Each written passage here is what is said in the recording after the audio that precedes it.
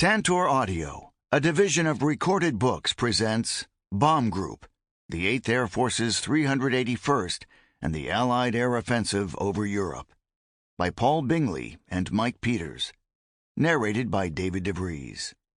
Publisher's Note: Appendices 1 and 2 can be found in the print and ebook formats of the book. Forward. Wandering the old airfield of Ridgewell today, the ghosts of the past do not seem very far away. Parts of the old runway and perimeter track still cross a wheat field and skirt a hedge line, cracked concrete sprouting grass and weeds.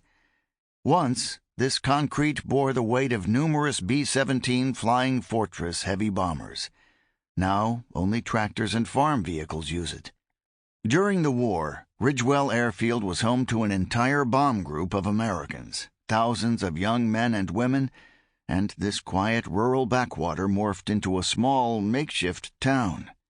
Not so very long ago, an old baseball bat was discovered on the airfield, a reminder of the transformation this place underwent during the war. Some buildings still remain. In one corner of the old site, mounting swaths of brambles, alder, and nettles bar much of the way to what appears at first to be an old barn, but which was in fact once the station's cinema. Half close your eyes, and it's not too hard to imagine the place filled with young airmen, safe for that night's screening at any rate. Cigarette smoke clouding the room, the cellulose projected onto a far wall. Men sitting in rows, cheering when there needed to be a cheer, laughing when there was a funny moment. Off the back of the cinema was another room, almost like an annex. This belonged to the chaplain of the 381st Bomb Group, Captain James Good Brown. It was his task to serve the spiritual needs of the young men who were expected to take to the skies in their B-17 Flying Fortresses until they had completed their 25-mission tour, but who, for much of the time the 381st was stationed in this corner of Essex, statistically had little chance of reaching that golden number. Brown struggled to make sense of the terrible struggle these men faced flying bomber missions over the Reich, but certainly did his best to offer what solace he could. Another of his unenviable tasks was to write letters to bereaved families. It was an almost daily duty. The 381st certainly suffered, as did most of the heavy bomb groups of the U.S. 8th Air Force stationed in England. The summer and autumn of 1943 were particularly brutal, and Brown had to watch the morale of the men plummet after the lofty optimism they arrived with in June that year was punctured over Schweinfurt, Regensburg, and other distant targets deep in the Reich. As for comradeship, he wrote in October 1943, there was no more, for our comrades were gone. The despair was palpable. It's easy to talk in terms of broad brush strokes when considering the strategic air war against Germany. On a certain date, a certain number of bombers bombed a certain target. A certain number failed to return. Figures, numbers, statistics. What this book on the 381st reminds us that the bomber war was fought by individuals and groups of young men. By homing in on one particular location and one bomb group, we are able to see the immense human drama of the bomber war through the experiences of these airmen. Of course, every man is different, and squadrons and bomber groups also had their own identities and cultures. Nonetheless, the story of the 381st was certainly indicative of the wider experience of American heavy bomber crews operating out of England during the war, and so it is brilliant that Paul Bingley and Mike Peters have focused on this one place, one bomb group, and one set of crews. The story of the 381st at Ridgewell is certainly a remarkable one, in which they played a vital part in the 8th's overall impressive wartime contribution, picking up 2 distinguished unit citations during the 2 years they were based there, and sending out bomber crews on almost every major operation undertaken from England. This is a book born of deep knowledge and, perhaps even more importantly, passion.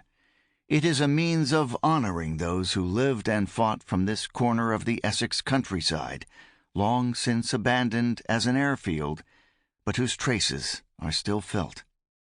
The survivors are a generation slipping away all too fast, but as this book shows, their legacy remains. James Holland, June 2022. Prologue. Casey Bukowski wears a feather in his cap. He found it among some pine cones and a pile of leaves next to a tall granite memorial. Gray and angular, the monument stands beneath several swaying conifer trees. To its right sit two black corrugated buildings, their dormer windows protruding from semi-cylindrical roofs. Hospital wards, 75 years before. Bukowski had tried avoiding them back then. He's doing the same now as he carefully studies the gold leaf inscription. Dedicated to the honor of those members who valiantly served and gallantly died in defense of Britain and the free world against tyranny and oppression, so that we all may live in peace and freedom with dignity. Casimir Casey Bukowski is one of those members. When this memorial was first erected in 1982, however, he hadn't been among the 100 or so of his compatriots who had stood before it. Bukowski had last seen this place slip below his feet on February 22, 1944. Over 27,000 days had passed since then, during which time he had married, fathered 3 children, studied mechanical engineering, then retired as a purchasing agent with the United States Department of Veterans Affairs. Now he had returned. "I'm finally back home," he said, the feather shaking in his cap. This is Ridgewell, a rural corner of Essex, England, where this once fresh-faced boy from Buffalo, New York, had first arrived on November 16, 1943. Back then, Bukowski had been a replacement B-17 Flying Fortress waist gunner assigned to the 381st Bomb Group, the so-called hottest outfit to reach the ETO. Within days of his arrival, he was routinely being woken from his sleep by the glare of a torch in the face. He would stumble out of bed with a few unsavory words, get dressed, then stagger to breakfast. He would sometimes eat fresh eggs, never a good sign, before being told where he was going. Mostly it was Germany, and he hadn't liked it at all. In truth, he hadn't cared much for any of the European cities he'd seen after arriving in England. Brunswick, Bremen, and Kiel, they were all as bad as each other. Oschersleben, that was the worst. However, as a waist gunner in the 10-man crew of a flying fortress called Friday the 13th, his job wasn't to admire the sights of Europe. It was to tell the difference between a German Focke-Wulf FW-190 and an American P-47 Thunderbolt. Get it wrong, and there was hell to pay. There was no mistaking the FW-190 fighters over Oschersleben on January 11, 1944. There were hundreds of them. For 3 hours, Bukowski had slid on empty shells in the paper-thin waist of Friday the 13th, shooting at enemy fighters for all his worth. When his B-17 landed back at Ridgewell, it skidded off the runway with a flat tire, burst hydraulics, and 2 bloodied officers. Bukowski's reward was to sew a neat, blue Distinguished Unit Citation ribbon onto the breast of his tunic, another feather in his cap. But then he was ordered to go back to Oschersleben. February 22, 1944. 7 hours after taking off from Ridgewell, Bukowski came to. He was lying on his back, squinting at the sun through an open escape hatch. His 16th mission was unraveling spectacularly. Things had started to go awry shortly before takeoff when his navigator had spilt his parachute on the ground at Ridgewell. By the time a replacement was brought to their B-17, the rest of the 381st was already in the air. When his pilot finally caught up with the formation, he clung on to its tail end. Purple Heart Corner, as Bukowski referred to it. 30 minutes from the target, head-on fighter attacks then left Friday the 13th fatally damaged. His fellow waist gunner was struck by cannon fire and fell dead beside him. Bukowski was also wounded by the blast. Drifting in and out of consciousness, he dragged himself towards the hatch before tumbling out, pulling the parachute ripcord as he went. Amid machine gun fire, I thought those fighters were shooting at me. He dropped, unconscious. I hit the ground next to an autobahn, but knew little of it, Bukowski recalled. Although he knew his first duty was to evade capture, he was not in the best place. My legs hurt, my back hurt, my head hurt, and I couldn't stand. He was soon discovered by 2 German civilians who dragged him to a nearby farmhouse. There, he was shoved onto a stool in the middle of a room where they began rifling through his pockets. An elderly woman screamed at them to stop and tried pulling them away, but their frisking only intensified. Finally, she grabbed a broom and began striking them. I can only think she had a son who was away fighting like me, Bukowski remembered. I guess she didn't want him treated in the same way as me. If it wasn't for the Frau of that house, I might not be here now. It is astonishing that he is here at all. Shortly after being handed over to German soldiers, he was taken to a military hospital where he was treated for his wounds. His right eye was so badly damaged it had to be removed by doctors. He was then taken to Stalag Luft 4, close to the Baltic Sea, where he remained for almost a year. Then, in February 1945, with the Soviet Army advancing west, he and his fellow campmates were force-marched across Germany at gunpoint. It was a debilitating 3-month journey that saw many of them disappear. Those who were unable to keep up were sent to a truck at the rear. You didn't want to end up in that truck. Some that did were never seen again. Bukowski is finally seeing his old base again. After surviving the war, which culminated in the loss of some of his closest friends and his job, his former defense employer wouldn't rehire him as a machinist because of his damaged eyesight.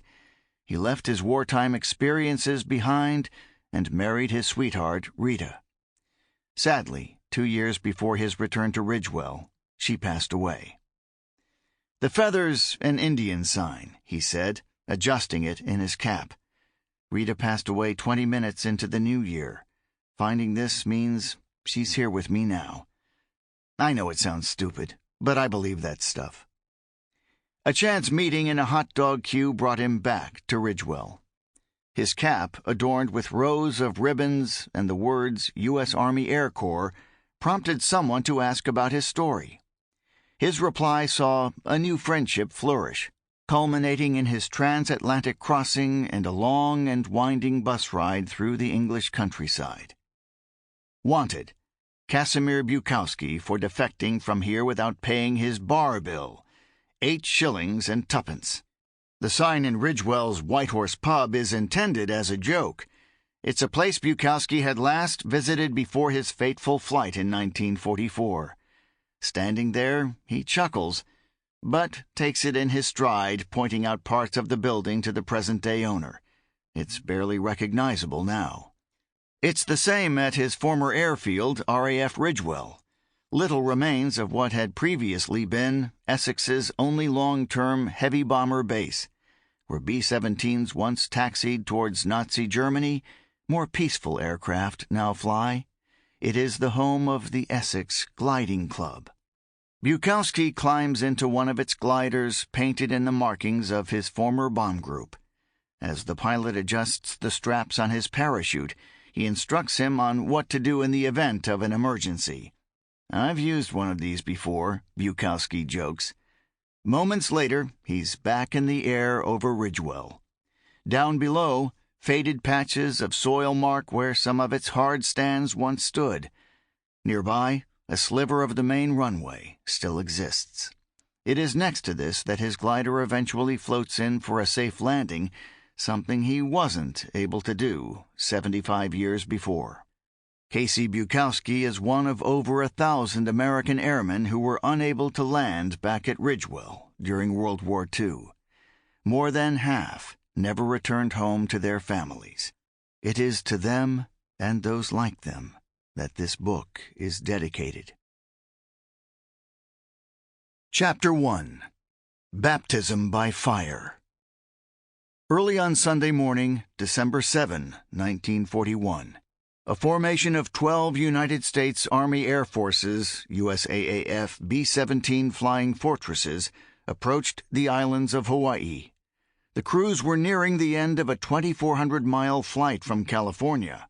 The radio operator on each aircraft was tuned into KGMB, a commercial radio station located in Honolulu. It was playing pleasant Hawaiian music. More importantly for the B-17 navigators, though, it allowed them to take a bearing on its transmitter signal and follow the beam until they made landfall.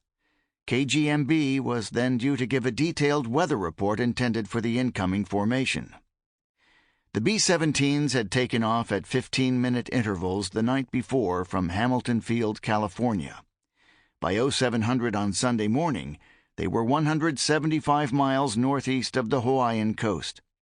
Unaware of the imminent Japanese attack on the U.S. Pacific Fleet at Pearl Harbor, the crews were looking forward to landing at Hickam Field and the end of what had been an uneventful but tiring flight. The B-17s were part of an American plan to reinforce the USAAF's presence in the Philippines. The flight was one of a series to augment the 19th Bombardment Group, or 19th BG, with an additional squadron. Hawaii was a welcome staging post at the end of the first leg of an important transfer of heavy bombers to the Pacific. The original USAAF orders for the reinforcement operation had detailed a total of 16 B-17s to move to Clark Field in the Philippines. 8 aircraft were provided by the 38th Reconnaissance Squadron based at Albuquerque, New Mexico. The other half of the force was drawn from the 88th Reconnaissance Squadron, or 88th RS, from Fort Douglas, Utah. Planning for the mission soon identified the distances involved were challenging, even for an unladen B-17. In order to conserve fuel and extend the range of the aircraft, a decision was made to fly with reduced crews. With no bomb load and no threats expected, the bombardier and 4 other gunners, usually making up part of the B-17's 10-man crew, were surplus to requirement. Each bomber would fly with 2 pilots, a navigator, 1 flight engineer, and a radio operator. The redundant crew members were to follow on in transport aircraft to meet up with their respective crews at Hickam Field. There were, however, several passengers, mainly mechanics, essential to maintaining the B-17s on their arrival. In an effort to further reduce weight, no ammunition was allowed. Each aircraft carried its own guns, but they were stowed along with the bomb sight. This decision had caused concern. International tensions were high in the Pacific region, and the risks of flying with unarmed aircraft needed to be considered. Immediately prior to departure, the mission commander, Major Truman H. Landon, had raised the question of defensive armament face-to-face with General Henry H. Arnold, commander of the USAAF. Arnold had visited the crews and stayed to watch their B-17s depart Hamilton Field. He was firmly of the view that there was no requirement or weight capacity for guns during the flight to Hawaii. Nevertheless, he did assure Landon the B-17s would be fully armed and crewed when they left Hickam for their onward flight to Clark Field. Even after the reduction of crew numbers, concern remained about fuel capacity and aircraft endurance. A further modification was made to extend the reach of the B-17s. Each aircraft was modified to carry a tank in its empty bomb bay. Nevertheless, even with the extra fuel, the margin for error was tight. As a precaution, the launching of the mission was delayed until 1800 on December 6 due to headwinds. When authorization for takeoff was finally given, 3 aircraft aborted with minor engine problems. A 4th turned back shortly after takeoff. The remaining 12 pressed on, with 4 B-17Cs and 8 B-17Es split into 2 flights of 6, with 10 minutes interval between each one. Ironically, Landon's B-17s, the most heavily armed aircraft of World War II at the time, were about to fly into combat for the first time, with no weapons and no bombs. The famed Flying Fortress was about to inadvertently play a part in masking the approach of the Imperial Japanese Navy's attempt at dealing a devastating blow to American naval power in the Pacific. At 0702, the U.S. Army radar station at Opana Point identified a large blip that the duty operator, Private George Elliott, interpreted as a formation of 50 aircraft approaching Hawaii at 137 miles range. Elliott informed the switchboard operator at the Fort Shafter Information Center at 0720, critically omitting the number of aircraft from his report. The majority of duty staff were at breakfast, but First Lieutenant Kermit Tyler was still on duty and took Elliott's call. During the conversation, Tyler remembered the inbound B-17s expected at about the same time and from the same direction. The incoming B-17s offered a logical explanation for the radar contact. The Japanese attack force flew on, undetected, the strike leader, Commander Mitsuo Fuchida, also tuning in to KGMB. Following the same beam intended for the approaching B-17s, Fuchida received the confirmation he needed.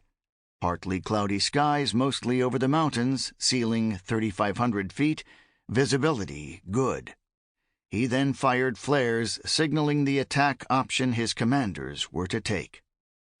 10 minutes after listening to the KGMB weather update, Captain Richard H. Carmichael, leading A Flight in B-17E Why Don't We Do This More Often, reported Oahu in sight. At 0745, he attempted to contact the control tower at Hickam. The transmission was broken and intermittent. Hickam Tower did not respond. Carmichael put this down to atmospherics and saw no reason to change course. Minutes later, the leading B-17s crossed the coastline and were at last flying over land. At this point, they sighted approaching fighters. Unaware of an impending attack, Landon and his crews wrongly identified what were actually Japanese Mitsubishi A-6M Zero fighters as P-36 Hawks. Given the distance from Japan and the fact the two nations were not at war, the logical deduction was these aircraft were a USAAF escort dispatched from Hickam. Any doubt about the identity or intent of the approaching fighters was swiftly dispelled when the fighters began to attack the formation. In spite of their fatigue, the B-17 crews reacted quickly and in an unconventional way. Their bombers epitomized the contemporary U.S. doctrine of daylight precision bombing. This was especially true of the USAAF concept of defense. The B-17E in particular was designed to fly through any fighters it encountered en route or over any target.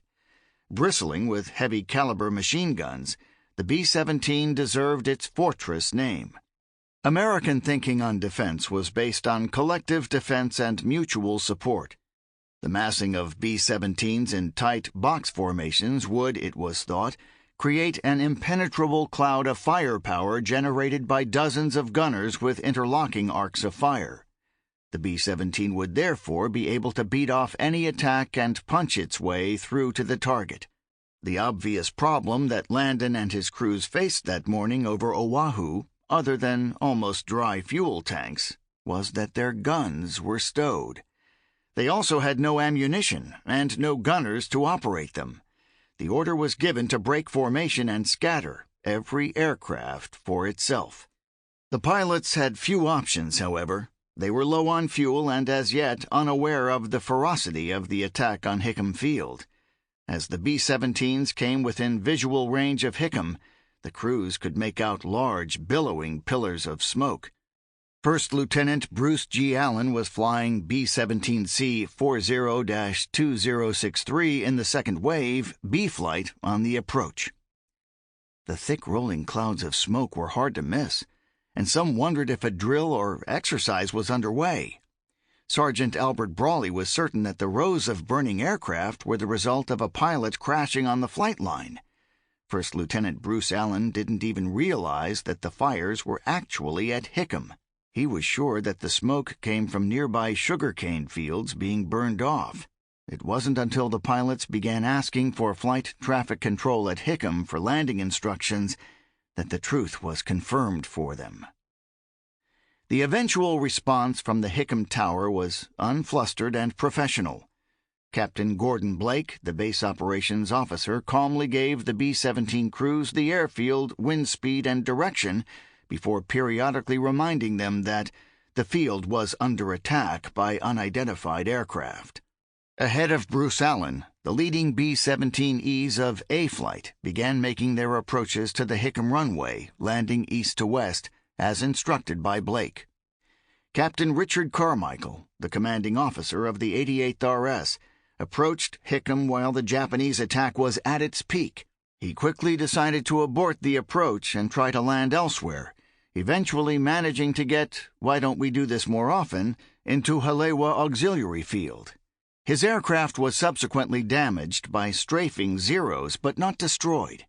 His B-17 was successfully followed by another A-Flight aircraft, Naughty but Nice, flown by First Lieutenant Harold N. Caffin. The third B-17E, the last straw, flown by First Lieutenant Robert E. Thacker, managed to avoid interception and landed his aircraft at Hickam, although with a burst tire. First Lieutenant Frank Bostrom had less luck, however. He also attempted to land a fourth A-Flight B-17E, San Antonio Rose, but was driven off by repeated Japanese attacks. He managed to evade the Zeros, making a forced landing on the nearby golf course at Kahuku. The last two B-17Es also managed to avoid interception and slipped into Hickam during a lull between the Japanese attacks. First in, avoiding Japanese fire and U.S. anti-aircraft fire, was the B-17E 41-2433, flown by First Lieutenant Harry Brandon. Brandon made a good landing assisted by his co-pilot, Robert Ramsey. The last of the A-Flight aircraft to land was B-17E 41-2434, with First Lieutenant David G. Rawls at the controls. Having attempted to land at Hickam, Rawls had then flown off to try his luck at Wheeler Field. Finding Wheeler under attack, he returned to attempt another landing at Hickam. En route, the B-17 drew fire from U.S. Navy guns. On landing, the taxiing B-17 was then strafed. The crew survived, but only after abandoning their aircraft and running for cover. Amid the chaos, B-Flight had crossed the coast, and its pilots were desperately looking for somewhere to land. Its commander, Truman Landon, was lucky. His aptly named Lucky 13 was able to make a safe landing at Hickam. The Japanese attack then abated as the second B-17E, flown by First Lieutenant Carl Barthelmess, landed untroubled.